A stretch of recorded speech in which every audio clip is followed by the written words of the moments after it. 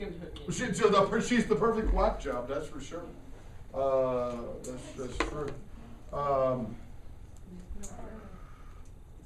Like a little bit more laughter would have made it a bit wackier. If she had laughed, She seemed like laughing. she laughed maniacally while threatening to pour napalm on Aeneas and his son. Yeah, See, I think the Joker is Yeah, I think the Chuck Joker Cooker. from The Dark Knight. I perfect think whack Joker job. is the. Yeah, absolutely.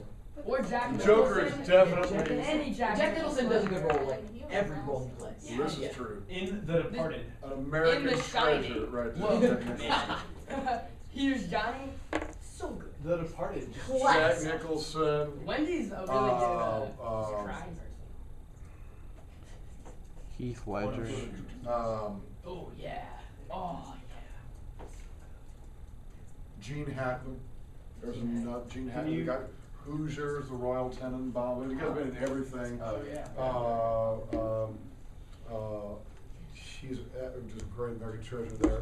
Tommy Jones. Royal Clint Tenenbaums. Eastwood. Wes Tom Anderson, Hanks. American Clint treasure. Tom Hanks. I love Wes Anderson. Who's the guy Don't that ask, don't Dude, played Bullet? Yeah, he Steve directed. McQueen. Oh, Steve McQueen is Denzel Steve Washington. McQueen. Yeah, Steve McQueen. Don't forget about the black guy. Bullet, I know. Watch The movie those. really doesn't even make a lot of We sense. watched that If you actually in- try to piece it together, really, there's stuff that doesn't quite follow through. Yeah, we but- did. Do you It's remember a when we watched wonderful- that? oh, We I watched love the it. whole clip, the Yeah. 15-minute car scene. You were like, do We now. did that in here, didn't we? Yeah, Yeah, we you did. were like, do now. And we watched Bullet, didn't we? We did. We forgot about that. This. I think I rough- I tied that in. Oh, the yeah. car scene. Yeah, That was sexual. we- No, I think you just wanted to show off the Mustang.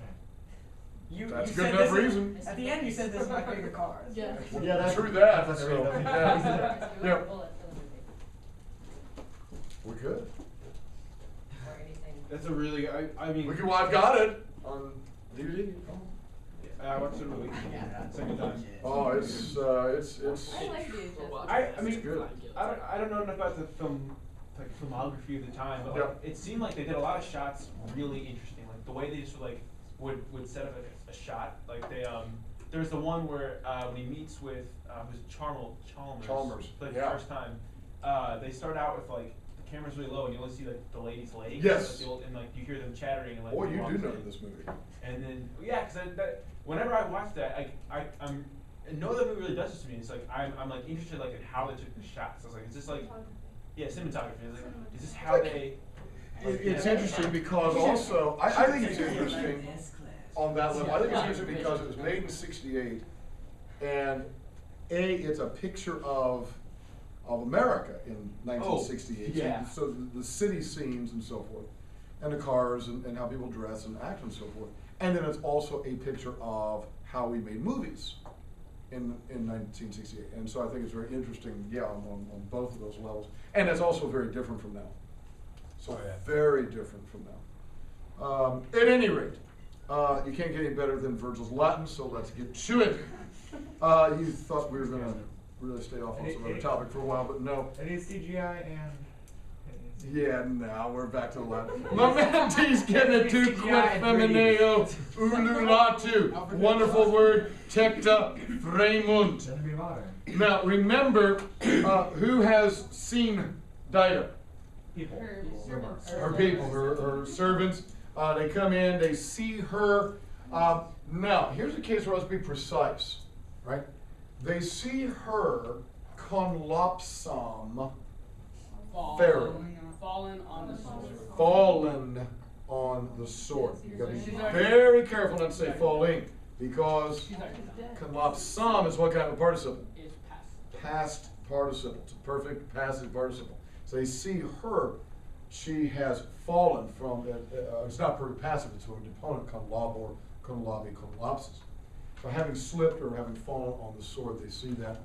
They see the sword itself. It's all, the ensign is all splattered with blood. They see her hands as well stained. They raise a cry through to the ceiling, and then there goes fama once again. Rumor going throughout the city. One could ask, how do rumors get started? They're started by jealous people, and they get mad for something they had.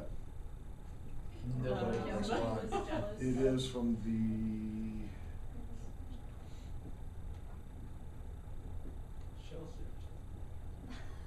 No.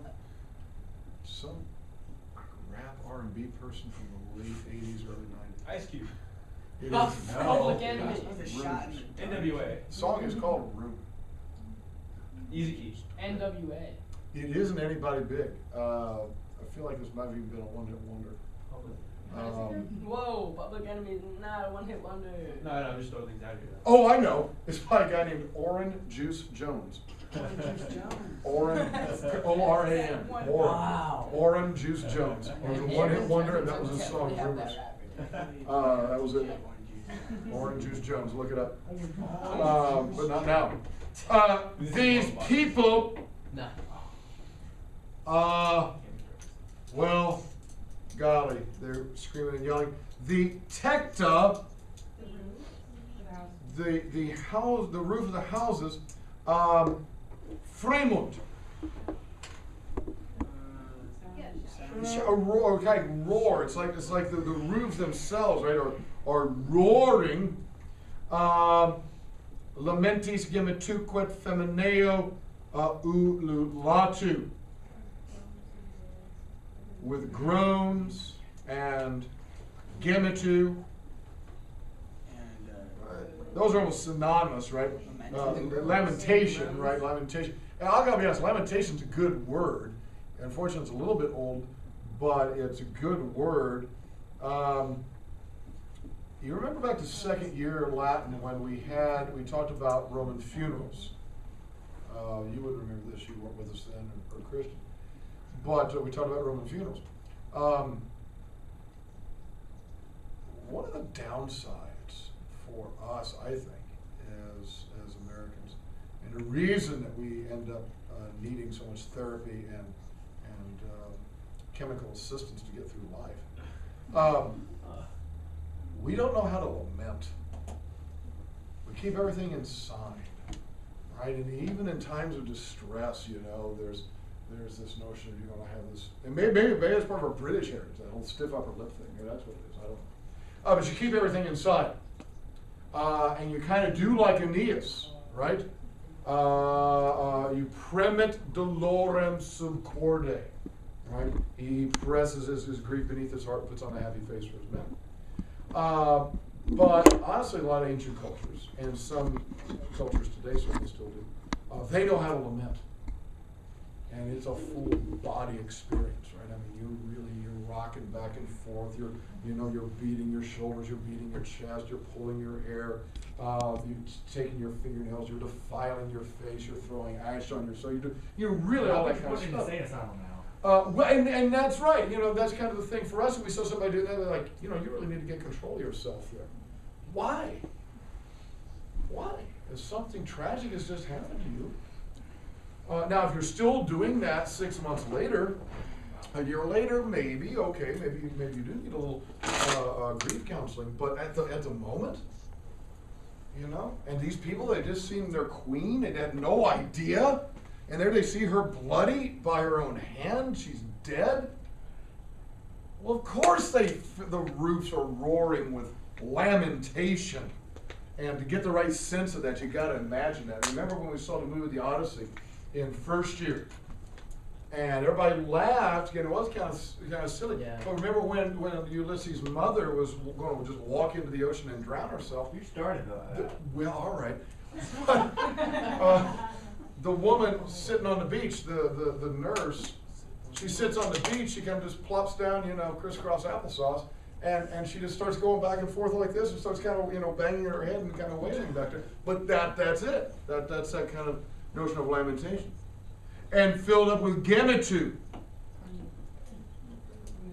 With gemetu. With wailing. And with femineo ululatu. Feminine ululation. If you translated that, that wouldn't even be English. I mean, nobody would know what you meant with feminine ululation. What does that mean?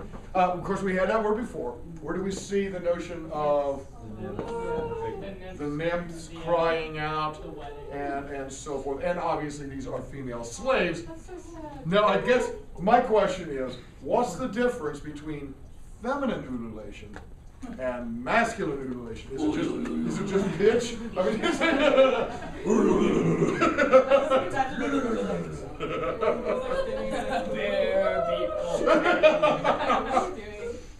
ululation definitely seems like it should be in the soprano range. I mean, it doesn't seem like a very baritone or bass sort of thing. Maybe just slow it down, so it's like. I don't know. Anyhow, everything is echoing out like this. Resona magnis plangonibus aether. Now, I gotta tell you, I've mentioned this before, I've used this image before, just because it's so vivid for me. But if you ever get a chance to go to Dallas, Texas and see the museum, there's a memorial for JFK, but not that. You go to the museum that is actually in this Texas School Book Repository building where Oswald supposedly was stationed and supposedly shot Kennedy. The pictures of Kennedy's funeral and Oswald's funeral. The entire world mourned President Kennedy. They've got pictures of hundreds and thousands of people all over the world. They brought out pictures and wreaths and flowers, and people, all over the world came out to mourn this U.S. president. And they had to grab a guy from the press to serve as a pallbearer for Oswald. They couldn't even find people to carry the man's casket. Now you got to talk about two human beings, roughly the same age, and died a few days apart, and yet the difference in the mourning. Right, this guy, you want to talk about an outcast, pariah is the word. Nobody wanted any piece of Oswald. Seriously, for whatever whack job we may think Dido is, her people love her.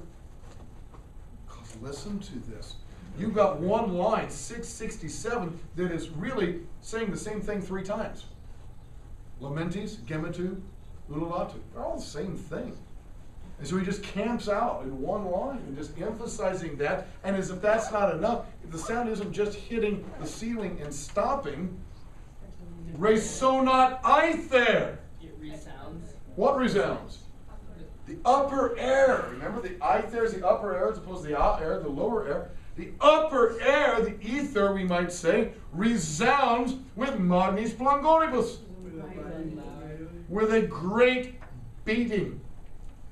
It's like the waves of sound are just crashing and smacking against the upper atmosphere. Well, that was a good clean until, she went. Yeah. overboard. Right. I mean, she had rescued her people. I don't think the people knew she was crazy. And maybe crazy not. part only came out from Hey, the- maybe she's not Right. crazy. Right. It takes a lot of guts, I feel, back then to kill yourself. It's like, now it's like, oh, that's not easy, but guns kind of get it done quick. Versus having to literally fall on a sword. Trains. She's got a point. It's It's not not fair fair now, I mean, sort come of. on. Horrible It's an awkward point. Yeah. I'm But just it's saying, a point. like, It's out report on camera. she still is you see her she had enough courage to just excel herself or Wow, go I think that's a very good point. How much more difficult would it be if the only, no, I mean, kind of hanging is always a possibility. And, Well, that's not exactly but quick. seriously, that's tough. Drowning, Yeah. Oh. falling on a sword, or actually physically taking the sword and trying to thrust it into you. It's That's hard a, to do. there's a natural preservative quality that humans have. She's like a samurai. No matter how bad our situation is. I mean, why don't more slaves commit suicide? It's crazy. There's a wonderful Bruce Springsteen song called Reason to Believe. And his chorus line runs, he says, it seems kind of funny. Seems kind of funny, sir, to me, how at the end of every hard-earned day, people find some reason to believe. No matter how bad it is. Most people, they guess they have the sense it's going to get better. Or there's the possibility that it gets better. Because we know if we take our own life that's it. That's final. And so there's that preservative quality. I really want to do it, but then you'll back off and not do it. And sadly, with a gun, you may be in that position, but because of the nature of the weapon, Yeah, impulse. yeah, and you don't have a chance to second guess yourself or to rethink that, which is very, very unfortunate. So the upper area is resounding with these beatings. Non aliter quam si emissis ruat hastibus omnes Carthago. aut antiqua Tyros flammaeque furentes culmina per quominum volvantur perque deorum.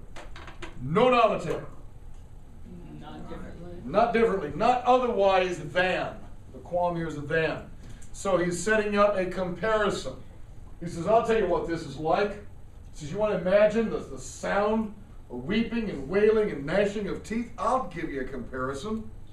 He says, it's not otherwise than than if omnes Carthago, all of Carthage, should ruat. Should.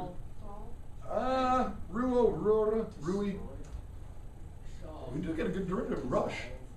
If all Carthage should rush with emissis hostibus. Enemy having been emissis. Let in. Interesting comparison. Can you think of another great city that was shrieking in sound when the enemy was let in? Exactly. Right. Now, this is still Virgil telling us the story. So Aeneas is not in this. But it's clearly a Trojan parallel. And I think for the reader, our minds are still filled with all that. And so he says, can you imagine the enemy rushing through the city? Like, that's what this was like. Or, for that matter, Antiquae Tyros. Ancient Tyre, right? The city of Dido. Just the same thing. Flammaeque furentes culmina perque hominum volvantur perque deorum. And the flammae furentes. And the raging flames are volvantur. Are being turned or being rolled. And we're going to come back to that metaphor in a minute. Per culmina hominum. Through the roofs of men, and per implied culmina again deorum. And through the roofs of gods. Okay? Now let's make sure we got the grammar here, and I'll unpack that metaphor. So he says, okay, all these screams going on, non aliter quam, not otherwise than, and then he sets up a condition, ruat ... volvantur. All right, so ruat and volvantur are both what tense and mood. Tense and mood. They're subjunctives and present. Very good. He says, just as if it's not otherwise than if all Carthage is rushing around, screaming and yelling with the enemy sent in, or if you don't like to think about Carthage, think about Tyre, same thing he says. And you got these flames rolling through the roofs of men and of gods. Of course, the roofs of men would simply be what? Regular houses and buildings, and the roofs of gods would be temples. Temples. There is a movie by Ron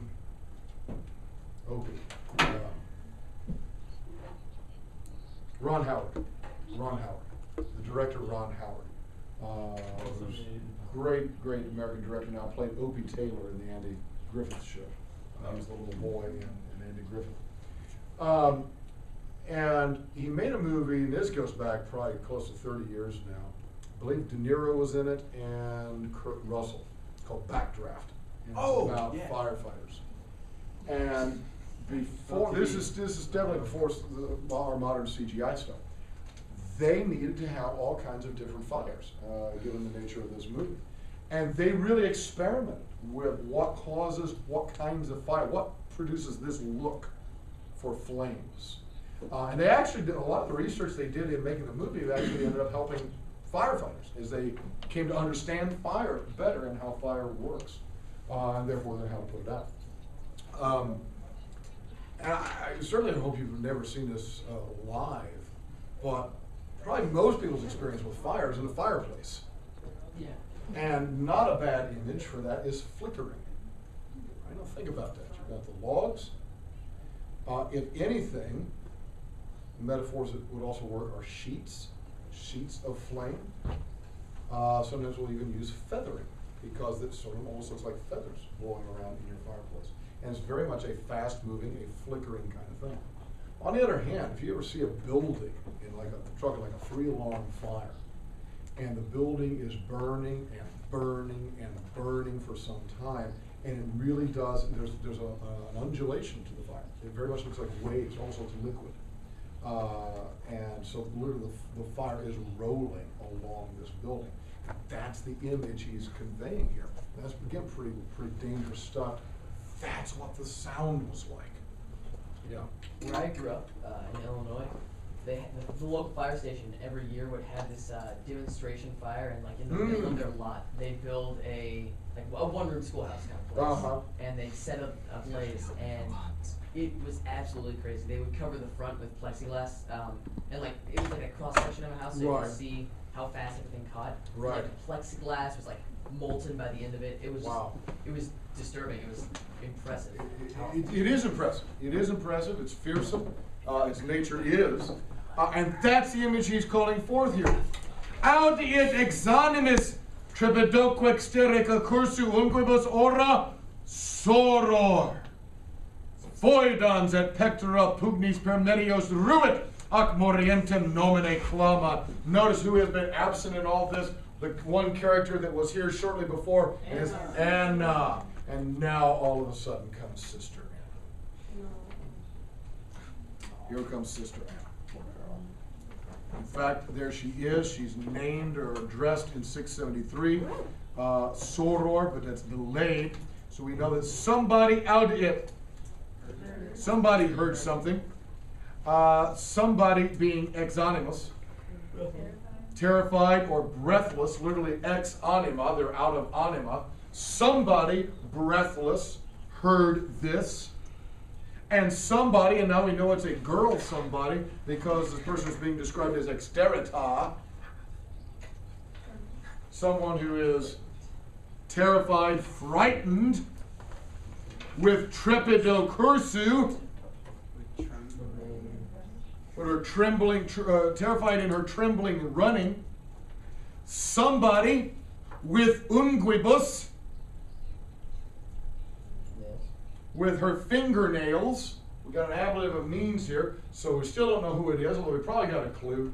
But somebody trembling and out of breath with her fingernails, and we don't have a verb yet, but we see the word aura, something about her mouth or her face, and aura here is going to be an accusative, so we know that whatever it is she's doing it to her face with her fingernails. And now we find out who it is. It is Soror, sister. We've got the delay here. And again, back to what Marcus was saying earlier with your reference to Bullet, the shot of the feet there. A lot of times in movies you will see that where the director doesn't want to reveal who the character is. And so there's the person who's running and the focus is on the feet. Or there's something very threatening and you see somebody's walking very slowly, very deliberately, the focus is on the feet. And the delay, the reveal of identity, as Virgil does here. So we got this build up. We've got this anxious music playing in the background. It's soror Anna foidans. Now we've got the verb. It's in a participle form. Foidans her aura, defiling her face with her fingernails, and her pectora with pugnis, with fists, literally beatings, pugnis, fighting, so she's, and this was just what we were saying before, it's that full physical lamentation thing. She can't believe it. And doing all that, she ruit per medios, rushes through the midst of them. She rushes through the midst of the people. It's interesting, that's the same verb, ruit in 673 as ruat in 669. Okay?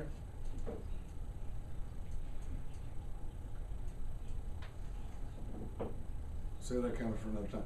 And she clamat, cries out or shouts to the one morientem, to the one perishing, by nomine. By name. She's going to call Dido by name. Now here's it. What kind of participle did you say conlopsom was? Earlier? Conlopsom febro? Oh, that is A perfect participle. She has already fallen.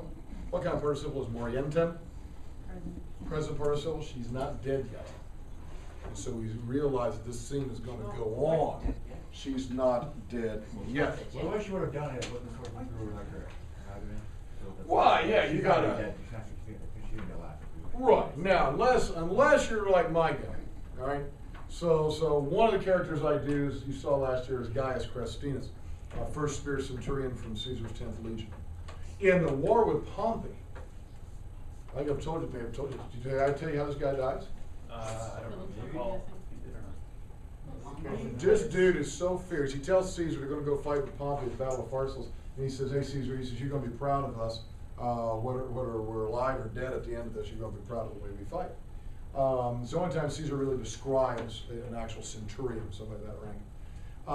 And in a couple paragraphs later, we learn that Crestinus dies because he gets a spear, or not a spear, but a sword, straight through the face. Ooh, what? That would probably be an instant kill. It depends on what part, like, we went through like anywhere near his jaw. Oh, Like, what don't to his even. head. Oh. That's true, no, It doesn't matter. Guys. What part of your It's face still is not well. going to go through your Oh, head? my God. well, I mean, like, Well, right it's in your your head, head, that's that's the important part. That's Well, the- if it even comes lower, it's probably going to hit the spinal cord in. It could just nick the spinal cord. Or it could go up. Awful. There's a pleasant thought. That's Yeah, going to make your yeah. sinuses for you. It's How about a sword through the Hot noggin? fuzz. What? What hot fuzz? I know of it, haven't seen it. Well, there's a scene like the one evil guy. He just like trips and then like he lands on this like big Ben idol, or like a big Ben model. Oh. It goes through his jaw. Hot Fuzz, yeah, that's a great movie. Well, isn't it in one of the Bond movies? There's a bad guy who's got a piece of shrapnel. I feel like it's in his head or somewhere in his body. He should have been killed. And it's slowly moving towards his heart or towards his brain or something. Kind of like Star. But he can't feel pain. One of the consequences is he can't feel pain. And so therefore he's a particularly vicious, savage guy. What movie is that? It feels like it's a fairly new one. Iron One Man. more instance. No. Casino Royale. Maybe it was in Quantum of Solace. Oh, which came out after Casino Royale. At any rate, there that is. All right, boys and girls. Take out some paper. Let's talk sight. Let's talk sight passage. A lot of color and a lot of stuff. I need to watch it. Oh really? Yeah. You know, Hugo was a beautiful movie. One time I colored that. I didn't see you. Watch it, and you'll be like, where am I? And Where am I? Oh, my living room. then, that makes so much sense. Who did we do? Rangers. I love the Scooby Doo joke in I'm so whatchamacallit. confused though. What is even going on? In, What is this? What? But you were talking to me, weren't you? What were you saying? What? Oh no, I said the Scooby Doo joke was funny. Yeah. Okay. I just. Scooby-Dooby-Doo. And What? they're gonna release it. Where are you? Oh, are they? Yeah. How do you know? No, because Where that do was you the want actual person. Oh, He okay. wakes up, comes in, Yeah, so so he's it's asking questions. That was supposed to be Ethan? Yeah. It's For what? so funny. Yeah, Ethan's gonna be good. I hope. Like, she wants Okay, I'm finding the right passage here, so just chill. Was she the one that was singing? Was she the one that was singing? Was she the one that was singing? Okay. Unless you're ugly. Got a blank piece of paper out? Yeah, maybe. I mean, really attractive, like, Next. If you're ugly and you know it, then obviously If you're you're ugly and you know it, clap your hands. Poop clouds. You just I clap. don't care. I don't even care. I'm no ugly, man. Yo, dude, YOLO. You only live once, and I'm ugly. I'm missing a good side conversation that is styled into that. YOLO. Hey, were you guys in morning after? Good, I hated that. Hey guys, YOLO. Oh my Hey guys, God. references, classic. No, this, like, no, the entire thing was The Hangover. It was so. No, the entire thing was just references to Oh, cartoons. it was a hangover, it wasn't funny. Here we go. Okay, Oh. copy that passage. Yep. You can shut that off now.